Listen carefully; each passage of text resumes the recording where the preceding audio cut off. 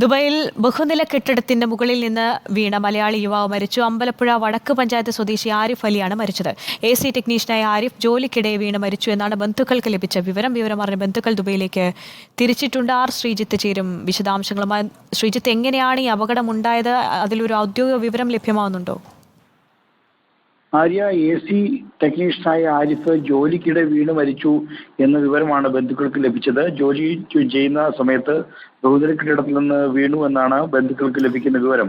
ഇതല്ലാതെ മറ്റെന്തെങ്കിലും ഇത് എങ്ങനെയാണ് മരണം കൃത്യമായി സംഭവിച്ചത് എന്നത് സംബന്ധിച്ച് ബന്ധുക്കൾക്ക് വിവരമില്ല. അവർ ഇപ്പോൾ അടുത്ത ബന്ധുക്കൾ ദുബൈയിലേക്ക് തിരിച്ചിട്ടുണ്ട്. 5 മാസം മുമ്പാണ് ഈ ആരിഫ് അമ്പലപ്പുഴയിൽ എത്തിയത്. അവിടെ പിന്നീട് അദ്ദേഹം മറ്റൊരു കമ്പനിയിൽ ജോലി പ്രവേശിച്ചാണ് ദുബൈയിലേക്ക് പോയത്.